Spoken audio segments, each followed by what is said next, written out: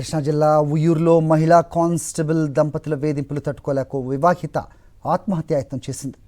భీమవరంలో ఎక్సైజ్ కానిస్టేబుల్గా పనిచేస్తున్న శ్రీవాణి భర్త కుమార్ వద్ద ఉయ్యూరుకు చెందిన వినాయక్ బాబు లారీ కొనుగోలు చేశాడు.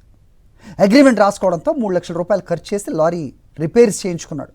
ఆ తర్వాత లారీని మార్చేందుకు కుమార్ ముందుకు రాలేదు. ఈ క్రమంలో భీమవరం పోలీస్ స్టేషన్లో లారీ పంచాయతీ జరిగింది.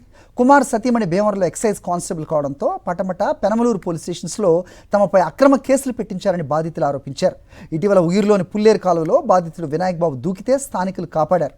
తాజాగా వినాయక్ బాబు భార్య వాణి ఎలకల మందు తిని ఆత్మహత్యాయత్నం చేసింది. దీంతో ఆమెను హుటాహుటిన ఉయ్యూరు గవర్నమెంట్ హాస్పిటల్కి తరలించారు. ఎక్సైజ్ కానిస్టేబుల్ కావడంతో తమకు న్యాయం జరగటం లేదని వాపోయారు బాధితురాలు. ఆఫీస్లో కానిస్టేబుల్ అంటున్నాను. ఆవిడ డిపార్ట్మెంట్ అనేది చెప్పి మమ్మల్ని ఇంత హెరాస్మెంట్ చేశారు. ఈ బండి లాక్కెళ్ళిపోవడం ఏదో కానీ ప్రీ ప్లానెడ్గా చేశారు.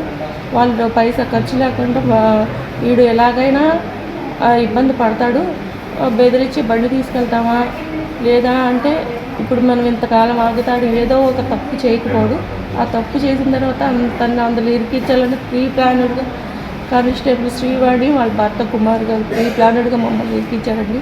ఎదురు చూసి ఈయన బాగు చేయించిన క్యాబిన్ బాడీ అమ్మేశారు. మేము అప్పు చేసాము. ఈయన డ్యూటీలకు కూడా వెళ్ళలేదు. డ్యూటీకి కూడా వెళ్ళకపోవడం వల్ల ఇంట్లో తినడానికి కూడా తినలేదు. అప్పుడు ఆల్రెడీ ఫైనాన్స్ ప్రాబ్లమ్స్ ఉన్నాయి, ఇంకా ఫైనాన్స్ ప్రాబ్లమ్స్ కూడా ఎక్కువైపోయి ఆర్థికంగా చిక్కిపోయాము.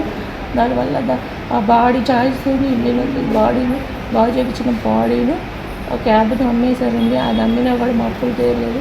సరే తర్వాత వీళ్ళు డ్యూటీకి వెళ్ళారు. డ్యూటీకి వెళ్తే అప్పుడు వీళ్ళు రెస్పాండ్ అయ్యి 5 నెలల వరకు వీళ్ళు ఫోన్ చేయలేదండి. మరి బండి మేము తప్పు చేస్తే వాళ్ళ చుట్టూ ఎందుకు తిరుగుతామండి. మరిన్ని అప్డేట్స్ కోసం ఛానల్ను సబ్స్క్రైబ్ చేయండి. నోటిఫికేషన్స్ కోసం బెల్ ఐకాన్ పై క్లిక్ చేయండి.